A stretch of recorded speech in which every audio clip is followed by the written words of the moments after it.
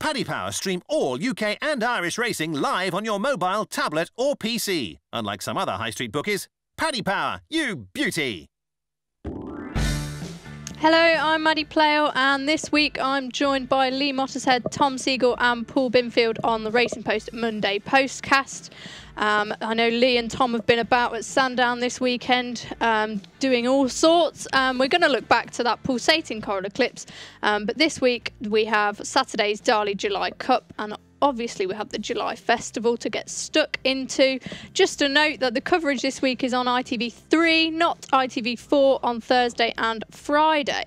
Right, we're going to cut the chit-chat. We're going to go straight on into it. We're going to go, we've got a lot to cover. Chit-chat. We've got a lot to cover. We can't, you know, maybe later if we have time. Okay, I know what you like. We'll be talking about scones for hours or something. Oh, the Tour de France stage yesterday. Stop what it. a humdinger. Don't start. Oh. Thursday. Don't start. I'm so gutted about that. Thursday. Oh, wasn't it good, At though? Newmarket. Oh, You have to all listen to me, right? Remember that. yeah. Okay, Yeah. Thursday at Newmarket, we have the Bahrain Trophy. Paul, what prices can you get for us on that? Well, we make Atty Purse favourite, Maddie, 3-1 favourite. Desert Skyline 7-2. Raheen House 9-2. 5-1 Crowned Eagle, Secret Advisor, and Wolf Country. My fancy, they're all 5, and then it's 12-1 Bar. Okay, wonderful. John Gosden has been prolific in this race. He's won it 5 times since 2011. He saddles Crowned Eagle and Face the Facts. And also Mars Marvel won this en route to winning the Ledger. Do we think there's a classic contender in the mix here, Lee, or would we rather give it a miss? I think it's a difficult-looking contest. I mean, certainly I don't think you'd have expected when Atty Purse was winning the Asia Cup over a mile at Sandown in April, he'd be going for a Bahrain Trophy and being spoken about as a Ledger candidate. But he was really impressive, Matt Ascot, in one of the hottest handicaps of the year. I think he got a very good ride that day, which probably helped him. Again, with all these races, it's hard to be sort of certain until we see the decks later in the week. But one that interested me was Tamleek for Said Bin Saror. Stables in form. Got that great run in the Chester Vase behind Wings of Eagles, etc., etc. Trip probably didn't suit him last time at Ascot in the Hampton Court Stakes. I'd expect a better showing up in Trip to 1-5. Okay, very nice, very concise, very Thank quick. you. Yeah, we'll try. Tom, we'll go to you next. Is it a case of Atty per se and the Frankel staying factor again for You're you? getting very posh, Maddie. Atty per se. Purse. Oh, shush. I'm not. We all know I'm not posh. Come on, Midlands accent. I love Atty Purse. I think he's probably the best. Him and Cracksman, probably the best Frankels around. I think he's going to turn into a Group 1 horse. Ooh. Whether this is his race, I don't know, really. I don't know. I mean, he looked like Why a strong... wouldn't it be? Oh, yeah, exactly. There's no reason not to. But he is a handicapper stepping up in class. I think 5-2. What, Paul, what were you? 3-1 there? I think that's about right. Plenty short enough, isn't it? I thought the two interesting ones were Raheen House and Secret Advisor, really. I thought Raheen House was the sort of silent eye catcher in the King Edward at... He was fourth, Ascot. wasn't he? Yeah, he was fourth, Yeah. but he was last turning for home, and he clearly wants to step up in Trip. I mean, maybe he was flattered. It was a sort of a Jamie Spencer Ascot ride, but he was hot on the heels of Crystal Ocean and Khalidi. I think he's pretty good. And I think the step up in Trip's going to suit him. I was hoping he was going to be bigger than 9-2. I think that's, there's no real great secrets in the odds there. And Secret Advisor was exactly the same. He ran the same sort of race in the Queen's Vase, didn't he? He was out the back, finished fast all week at Ascot. It paid to be on the pace, really. And I thought the two of them were eye catchers for the Ledger from coming out the Ascot meeting. This will be the test, but it's a tricky race. 3-1, 9-2, 5-1. It's about right. I don't really fancy Crowned Eagle. I didn't think he showed much in the Derby. Desert Skyline's got a bit to prove. After his run, I saw Ryan Moore was booked. And while I'm not as concise as Lee, I don't fancy his selection at 10. Okay. Raheen House, I think he's been running in some really good races. That sets him apart, I think. It makes him a bit of a, like you say, a bit of an invisible eye catcher. Paul, have you got anything to add? Did you say you fancied one there as you were reading off the betting? Yeah, I fancy Wolf Country a bit, Maddie, for Charlie Appleby. Ran a fair race in the Dante 5th, stepping up to this 1 mile 5 furlong, and I just think he could devour his rivals, although taking on John Gosden in this race is a dangerous thing. I saw what you did there. Wolf Country devouring. Brilliant, Binners. You got a job going forward, you have. Marvellous. Right, we'll move on to the July Stakes at 2:25 next. Paul, kick us off with the prices as usual, please. Yeah, we've got 15-8 Raja Singh, Maddie. Hang on, I'm going posh. Raja Singh. Raja Singh, yeah. 4 Akbar, 7 Nebo, 8 Card Sharp, It Don't Come Easy, Sound and Silence, and it's 10-1 bar. Okay, wonderful. Richard Hannon, Senior and Junior, have sent out 5 winners of this race since 2010. They have Dinar and Etifak entered. Lee, what do you make of the July Stakes? Can Raja Singh defy the penalty, or are you looking elsewhere? I'd probably look elsewhere. I didn't think it was a vintage Coventry Stakes. It's had a fair share of criticism, hasn't it, really? Yeah, I mean, I don't want to be horrible about it. It was a good race, but I don't think it was a vintage one, which therefore means you're seeing a horse taking a £3 penalty into a race that the Coventry Stakes normally doesn't go into. They're normally starting to aspire to greater things than a Group 2 after the Coventry. It's clearly a very good horse, represents... Well, he said he's bouncing, isn't he? And that's the only reason they're running, because the initial plan wasn't to run at all. It wasn't, no. He's just so well that they're taking their chance. I'm always a bit reluctant, though, when a trainer runs off just because they're bouncing. I just think maybe sometimes seeing the bigger picture is a wiser move, but I might be wrong. I think the prices that Binner's read out are interesting, because I think a lot of horses that he read out won't be running in the race. Card Sharp is jocked up with James Doyle to ride him. He's a really solid juvenile, ran a good third in the Norfolk at the Royal Meeting. Was it 8-1, Binners? Absolutely, Lee, yeah. 8-1. I think the way the decks will go, I don't think he'll start 8-1, so he'd be my selection. And having been at Windsor when Grand Kunta won for Clive Cox, I could see him going well too. Okay, wonderful. Tom, we'll go to you next. I'm with Lee. Hey! I like this we have Card some Sharp. agreement. I like this Card Sharp in this race. A lot will depend on the ground for me. I mean, there's a lot of rain forecast this week. There's showers about, and if it's soft ground, I don't fancy him at all. But if it's fast at Newmarket, it'd be a great track for a Mark Johnson front runner if he gets a rail somewhere. I thought he was unlucky at Ascot. I think he was first home on his side, wasn't it? It was the Norfolk, which Sioux Nation and the horse and. So, I know he was second to Santry on this side, wasn't it? Sioux Nation won on the far side. He was second to Santry on this side. I thought he ran a great race. So it looked like he wanted to step up to 6. He was second to De Bruyne horse at Epsom, but that I think he's a bit better than that since then. And I think stepping up to 6, if he gets a rail, he'll be a good one. I also was quite impressed with a horse of. Don't mention it. You're gonna say the horse I'm gonna mention, aren't you? James Tate's horse. Invincible Army. Yeah, that one. Yeah. Geez. I like that one. Go for it. He's very, very well bred. That's the one I was going to mention. he's very well bred. It was a good time. It was a really good time when he won. Was it over course and distance? Yes, it was. 4th has won since. Come on. There we go. I didn't do that. I didn't do the 4th. Look at all the homework she's done. I didn't do the 4th, but he won by 5 lengths in a good time. And his dam, Lee will remember this, is Rajim. Do you remember Rajim? I think she was. Was she Clive Britton filly? She was, yeah. The dam was a Group 1 winner. Won the Falmouth Stakes at 50-1. Was that the one? Might have been. Yes, might have been. Yeah. Sprang a huge shot. Got Clive doing a jig in the Windsor enclosure. I think so. Yeah, God, we're old, aren't we? Yeah. I'm not sure it was the fact. Might be. Whatever. It might have been. It was a Group 1. Anyway, Invincible Army. Yes. But whatever. She's a well-bred. She's a well-bred horse that just because he's with a less fashionable trainer. James Tate's a very good trainer, but he's less fashionable. He could be a bigger price than he should be. And when he was second at Goodwood first time up, the winner ran very well in the Chesham afterwards, didn't he? So I think his form is pretty good.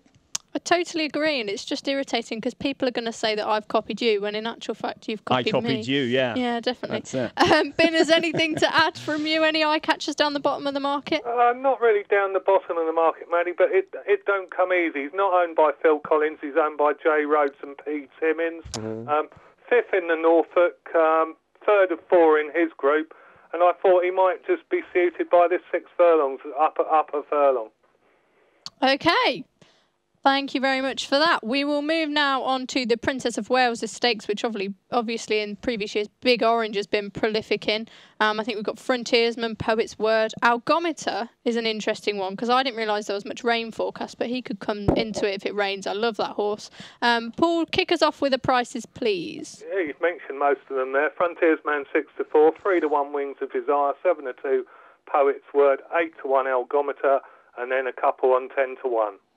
Lee, what does your magic iPad say about the Princess of Wales? My magic iPad was just trying to find out which race that Regime had won. But we're backtracking now. Yeah, the old 4G in here is quite Regime. won the 2006 Fulham Stakes by 3/4 of a There we are, you length were from right. Nanina at Look 50 to at 1 that. under Karen McAvoy. Whenever I wrote Karen McAvoy, You spelt it wrong. I used to like to put Karen McAvoy in colour pieces. Karen McAvoy, comma, the boy from Streaky Bay. And That's I miss it. being able to write the boy from Streaky Bay. Didn't she win a Group 1 as a 2-year-old too, or am I mistaken? there? Let me have a look. Well, I Bear did say with. get this for knowledge because you had that right, Bear but now with. you're having to check, fact check. She won a listed race at 2, the Montrose Stakes, I think it was, 25 to 1 under Jamie Spencer. There we go. Those are the Like days. going Very down decent. memory lane. Those are the days. I said to someone the other day, memory lane's seldom a bad place to be. Absolutely. What was your question, Maddie? Princess of Wales Stakes. it's on Thursday. Which race you talking about? If you wouldn't mind, Yes, the please. Prince of Wales Stakes. I love Stoutie's middle distance older horses. I backed Ulysses on Saturday. Love Ulysses, and I could see Poet's Word becoming a Group 1 horse as well. He was better than he showed at Chester last time. He's coming from a handicap background, which Stout's done with so many horses like Pilsudski. I don't think it looks a red-hot Prince of Wales Stakes. Frontiers Man is clearly very good, but he's also a bit quirky. So I would be a Poet's Word man. He's been working well as well, according to David Mills. Yeah. Tom, what do we make of Frontiersman? He is a bit of a quirky old thing, isn't he? Well, it's my weekly rant time, Maddie. We like these Oh, weekly we rants, love don't them. we? What the hell are trainers doing? Go on. Lee, Go on. it's all-age race, and we're not going to have a 3-year-old in it. This is the time to Yeah. run it's a Group 2 race Yeah. for 3-year-olds that stay at a mile and a half. Why the hell are none of them going to run? And Tam so Leake's many in there. have. I mean, so many in the past have run one in this race, It haven't they? drives me and whilst bonkers. we're What are- mentioning, I'll just quickly interject and say, whilst we're mentioning weak Group 1s, Thunder Snow.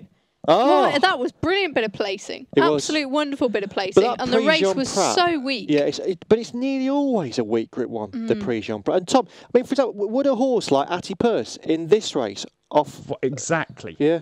Why isn't one of those horses? You know, you've got 7 or 8 in that Bahrain Trophy over a furlong further in a listed race.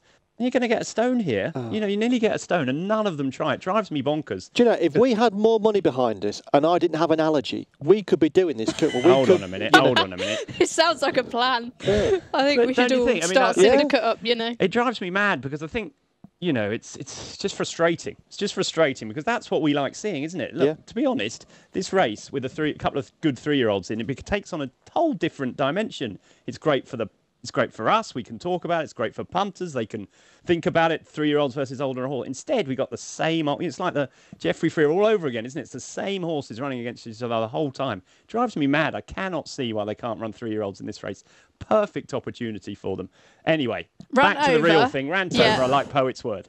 Is that it? Is Yeah. that all you've got to Yeah. say? 2 for Poet's Word. Okay, wonderful. Binners, what about you? Maddie, 3 for Poet's Yay. Word. I enjoyed a glass of champagne with Mr. Hannon after the big one at Sandown the other day, and I think the bubbles went to my head.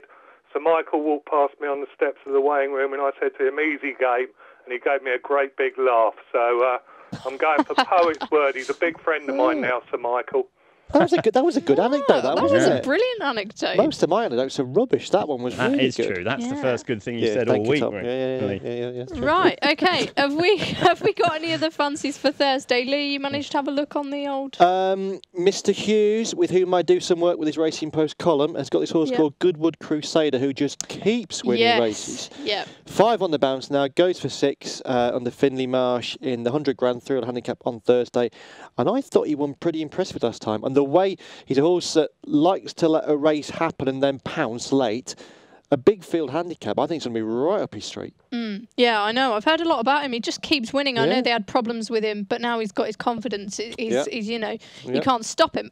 Tom, anything else for you? No, well, I haven't really looked at that race, but I think the 2-year-old race at the July meeting are what it's all about, really. I love the 2-year-old races. I think you've got to keep a close eye on all those maidens. Good horses win, you know, top. This is the day that these are the time of the year that all the good 2-year-olds that haven't run at Ascot come out. I think there's words flying around for a few in the fillies maiden, but for me, it's all about the 2-year-olds this meeting. I cannot Sorry, wait. Lee. What was that all about? What was that all? What was that all? What words I have been can't flying? tell you the word. Well, I What can. can't you There's- tell us? Because I can't remember the name of it off the top of my Right, head. well, when we, I reel off my prize draw thing, free bet. You can have a think about it then, and when I go to Binners in a minute. Okay. All right. Let me think about it. Okay. Binners. Spring Cosmos. That's it. Charlie sorry. Appleby's. Ooh. I've remembered now. I got a second. Ooh. Is that your fancy for Thursday, or one of the 2-year-olds? It'll be the 2-year-old races that I'll be looking at, because those are the best ones. I mean, I haven't looked at the sprint yet. It'll be a draw race, won't it? And it always is every year. Spring Cosmos by acclamation out of Sister Red. That's it. Cost a lot of money at a breeze up sale. Went very fast. 46,000 yearling, then 100 grand at the breeze ups. That's it. And I think, if I remember rightly, Mark Johnson's horse in that travel card isn't this the race that he started the good filly off in? Or this it was is one so of them. handy, Lee. Attraction. No, the one that no, it wasn't this race, but it was another race at the meeting where he started off the grey horse Lumiere. I'll tell you what, the 2-year-old Colts race at this meeting used to be sponsored by. Oh, it was a company with 2 names, something and something. But anyway, that's almost as vague as me. Yeah. No, but it was though. But that was a race that horses like Mark of Esteem, Al Hareth came from. See, you are and there used to be a really good. I don't know if they still have it. A 6 furlong 2-year-old maiden footage race. A Cecil Boyd Rochford maiden. There was like Carrera came through. Lumiere, I think, won that race. I got Lumiere, yeah. But the others are just getting there. Oh, do you know, it's like Desert Island Discs, isn't it? It's all this reminiscing. And... You love your chit chat, right? Come on, we need to get a move on. This is why, got to be careful when you're on the Postcast, Lee. Because you don't stop talking.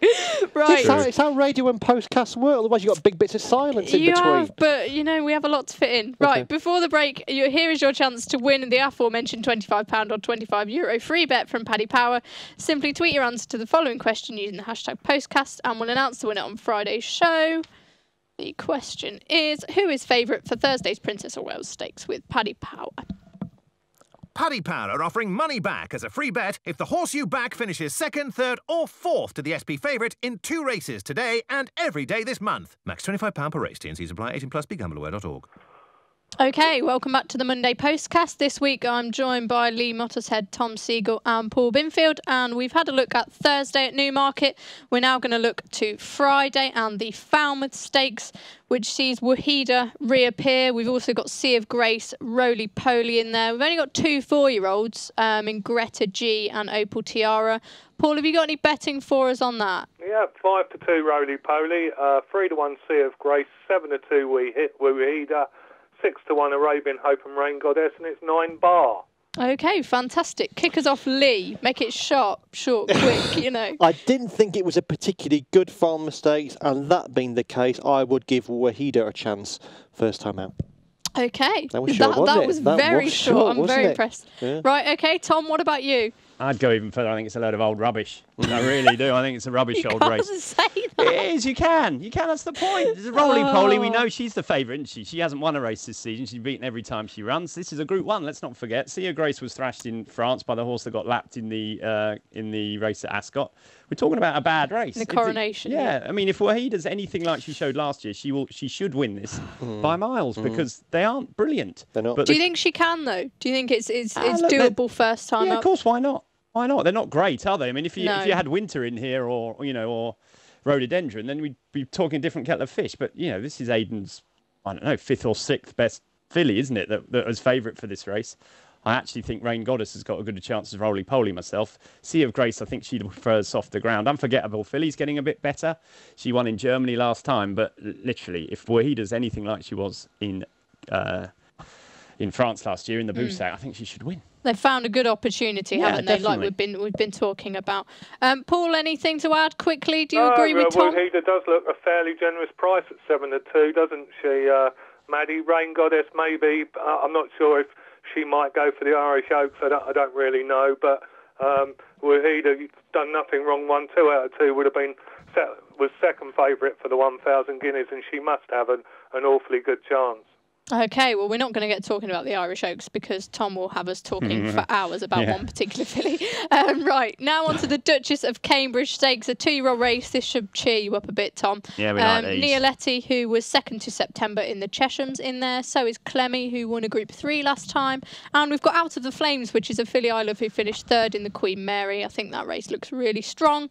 Binners, kick us off with the betting, please. Yeah, Nialetti, 2-1 favourite, Maddie. 5-2 Out of the Flames. 3-1 Clemmy, who I saw win at the Curragh recently. 6-1 Mistress of Venice, and then it's 10 bar. Okay, I'm going to switch things up. Tom, we'll get to you first, so you've got no time whilst Lee's talking to sort out your arguments. To have a look at who's running. I'm with you, Maddie. I think this is compared to the old Group 1 there, the Falmouth. This is a really good race, isn't it? We've got all the strands of form from Ascot. We got the Albany with Clemmy. We got the Chesham with Neolati. We got the Queen Mary with Out of the Flames. It's a proper Group 2 race where they're all improving. They all have loads going for them. Once again, I'm beholden to the conditions, really, because I like Neolati if it's fast ground. You told me off for being posh. That's just... Neolati? What is it? Neolati? Anyway. Tomato. I just thought I'd be a bit mean and get a little jibe in. Right. Being quite aggressive in this one, aren't you? She is. Tell you, Lee. It's Monday morning and I'm feeling fresh. Right, go on, Tom, carry on. I like her best. I thought she went a bit too hard in the Chesham, to be honest. She did really well to stay on for second. Clemmy obviously improved on the back of her run at Ascot when she was 7th in the Albany to win a Group 3 at the Curragh last time, but that wasn't a great race. I think she'll have to improve again to beat. We're not going to say it now. You made me all nervous. Get me a latte or whatever it's called. Okay. The Yorkshire filly. Yeah, Mark Johnson's Lee, filly. what about you? I thought Clemmy was really impressive last time, and the fact she got beaten in the first 2 starts is not a problem because Aidan's fillies often take a while to develop. So the 3 and the 7 wouldn't bother me. I think if there's a star in this race, it's probably Clemmy.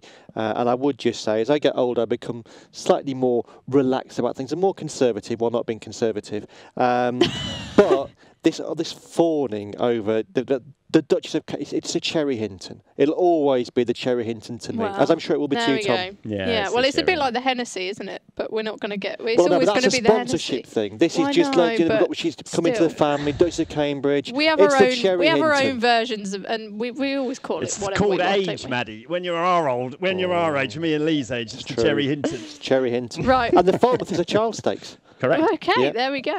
Any other fancies for Friday? We've got the Group 3 Summer Stakes at York, which has Queen Kindly, Artistica, the German filly, and Eartha Kitt, who won at the track last time, I believe. Has anyone got any interest in that race or elsewhere? Lee, nothing for you? No, silence. Nothing at all, Tom? That was a curveball thrown in York halfway through the... Where's the Group 3? I've done my research.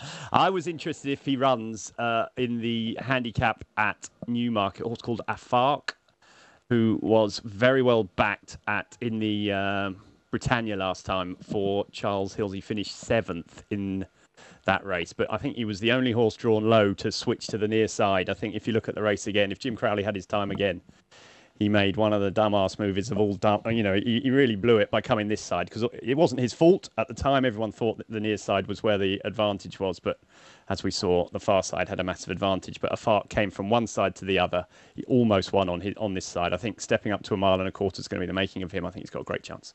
Brilliant. How about Thank that? You What do you very, think? That was good, wasn't it? Fantastic. Not quite as good as last week's Twitter Q&A where me and Tom got the violins out on you. That was special. We were shedding tears in the studio. I'm glad if that's a Twitter, you get us to get them out again this week if that's the same question. Right. No, it's not. We're going to go for a quick word on the Darley July Cup before we go for our break. Sorry. Binners, what prices have we got on that? Caravaggio, a warm favourite, I presume? Yeah, well, Caravaggio is even money favourite, Maddie. Then we've got Limato and the Tin Man on 6-1, Harry Angel and Tasley on 7-1, and then it's 20-1 bar. Okay, Lee. Absolute humdinger of a July Cup. Yeah, it always is, isn't it? It's a fantastic race, it is, I but think. The whole sprint, we've had a discussion about the sprint scene. It went through a trough. It's now on the up again. This is a cracking Group 1. Love Caravaggio. He rescued me at Royal Ascot. He does, though, seem to me a short price relative to the likes of Harry Angel and Limato. Interesting what tactics they use this time. As well. Yeah, Tasley ran a cracker at Royal Ascot. It's a really, really good race. I think Caravaggio is the likeliest winner, but I think at the minute, the betting doesn't necessarily reflect relative chances of the horses. Okay, wonderful. But you think Caravaggio is going to win? I think he probably will, yeah. Yeah, okay. Tom, do you agree with Lee? I think I agree that he's far too short a price, really, in comparison with the other horses. What we got to say is that, going back to the 3-year-old things, I think we've had 3 or 4 3-year-old versus older horse sprints so far this season, and 3-year-olds have won them all. Coropic won in Newcastle. Batash won on Saturday at Sandown. Wasn't he amazing? He was wicked. Lady Aurelia thrashed them all at Ascot, and I think basically what it's saying is that the older horse sprinters are a pretty moderate bunch from what we've seen. Obviously, the exception is that the Golden Jubilee is for older horses, so we don't really know how they stack up against the older horses over 6. Over 5, it's quite clear that there aren't any good ones and that the 3-year-olds will thrash them. Over 6, this is going to be a real test for Caravaggio. While everyone else was waxing lyrical about him at Ascot, I'm not convinced, really, that was... Look, they went too hard. I think the sectional boys will tell you that the last furlong of the Commonwealth Cup was one of the slowest of the whole week, and they clearly went too fast. I think there's nothing between Harry Angel and Caravaggio, in my opinion. I think how hard he went and how intelligence crossed the other Aidan O'Brien softened him up. Brilliant tactics from Ballydoyle. Made it for Caravaggio, and I think if they had a time again, I think Harry Angel would probably beat him at Ascot. Now, that's not to say he'll beat him here, because I think Caravaggio is going to come on a lot for the run. So I get that Caravaggio is even money favourite, because I think there's plenty of improvement in him. But I think you said 7-1 there, Paul. I think Harry Angel is a cracking each way bet. I think he is exceptional too. I think there's not much between them. And I think they should be, 7-4 and 3-1 is how I'd have it. Okay. Not evens and sevens. Okay, so you think the youngsters are going to leave them home. We're going to have a look back at the Coral Eclipse, but first let's go for a break. Paddy Power are offering money back as a free bet if the horse you back finishes 2nd, 3rd or 4th to the SP favourite in 2 races today and every day this month. Max £25 per race. T&C's apply. 18+. BeGambleAware.org. Okay, Lee, you've already admitted to backing Ulysses on Saturday, so you can kick us off with what you thought of the Coral Eclipse.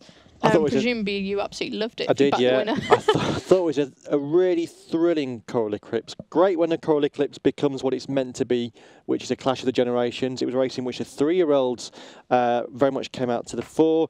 I've always loved Ulysses. I thought his Newbury win in the maiden en route to the Derby last year was one that really got my juices bubbling. I thought this is a horse with the potential wow factor.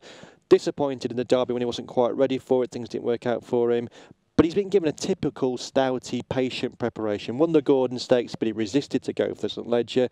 Gave me a run in the Breeders' Cup Turf, which will have done the horse an awful lot of good. He will have learnt from that. And I wrote in the piece I wrote from Standard on Saturday, I thought the way he travelled into the Eclipse was like an El Gran Senor in the Derby, but with a different outcome. I mean, not seen that in a long, long time, have we? And he breezed down the outside, absolutely cruised into the race. I think he'll get better and better because that's the way that Stout trains his horses. I think Barney Roy is a very good 3-year-old as well. There was a humdinger of a Group 1. I agree with you. I love Barney Roy. I will be a bit pessimistic and just, before I go to Tom, say I think the interference and the slow early pace ruined it a bit because it made it a bit muddling. And obviously it's not good to see horses like Cliffs of Moher lose 3 lengths in a race which he could have had a hand in. But, he had no answer to it, so...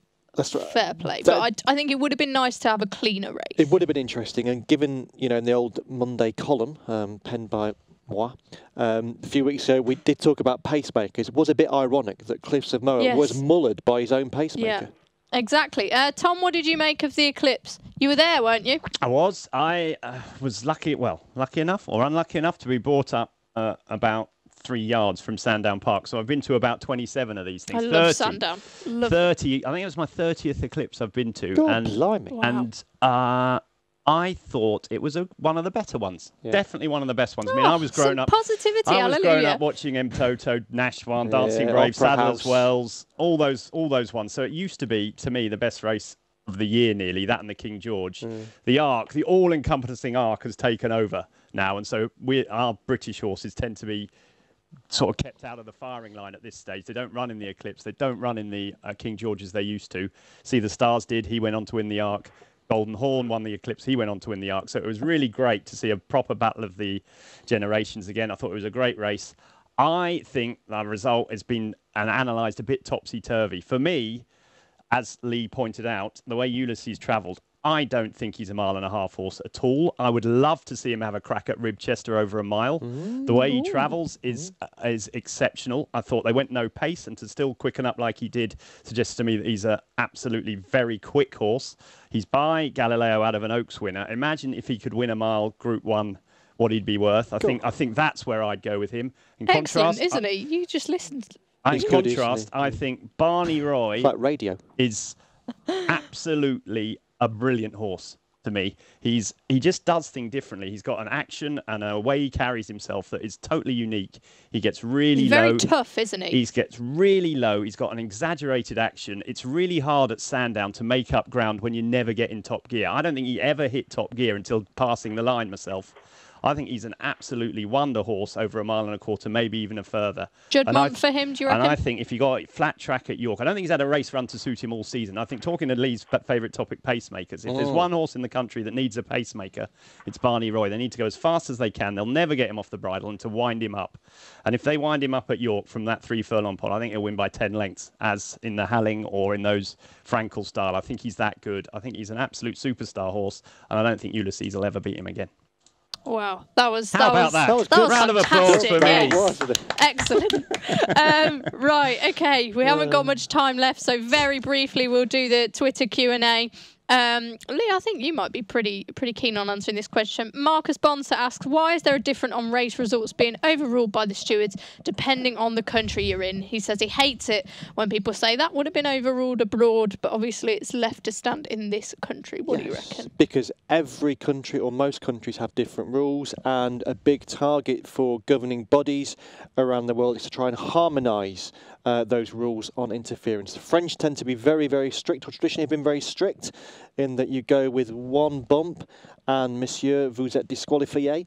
But over here, it's much harder to get thrown out. Harmonisation is what we want, as with on so many different subjects. But why hasn't it been done then? Why isn't it just one rule for all governing bodies and that's that? Well, that's the eternal why, isn't it? You know, it's hard to get eternal why. It's hard to get everyone to agree to different things. I'll be really quick on this one, Maddie. I promise you, because I know we're running short of time. But I think our rules are the worst in the world. I think if you cannot have a situation where you're watching the Tour de France. So I was watching the sailing the other day. People were getting penalised. Formula One, people get 10-second penalty. Every other sport has rules that if you break them, you get penalised. In this country, unless you literally put one over the rails, you never get thrown out. That cannot be right. You're stopping horses having chances of winning that could have won. And I think that's the point. I think our rules are the worst. I think the French are miles better, but I think there's a middle ground between the two. I think we all need to get together, sort it out, because at the moment, it's a ridiculous situation we all find ourselves in. How about that? There's another rant to add to the notebook. Fantastic. Was that quick enough? Sailing. It was brilliant. Yeah, I'm not sure what the sailing was on about. You've got a fan of Howard's Way and the Canadian nice sailing. Yeah, I was watching the America's Cup. Do you not watch that? It's very relaxing, Yeah, that you You enjoy too, that. I could leave you for hours. Someone asked, what would be a suitable race for Cliffs of Moher next, bearing in mind his race in the Derby and then what he looked like in the Eclipse? What trip, what race, where would you go? Lee, we'll go to you and then Tom quickly. Well, they want to run him in Group 1 races because I think he's a Group 1 horse, so I would imagine they'd be probably looking at the Juddmonte International. Okay, and where would you look, Tom, if you owned Cliffs of Moher? I'd run him in a Group 3, Group 2, get his confidence up, run him in the Irish Champion Stakes, but he's just not that good. Okay, brilliant. We're all going to leave you now. It's goodbye from Tom, Lee and Paul. If you've not done so already, don't forget to rate and subscribe to the show on iTunes. We'll be back on Friday and then we'll see you on Monday to preview a bumper weekend of racing across Britain and Ireland. See you then. Check out Paddy Power's new and exclusive Cash Card Plus. Available to use online, at ATMs or even down the local. Paddy Power, you beauty.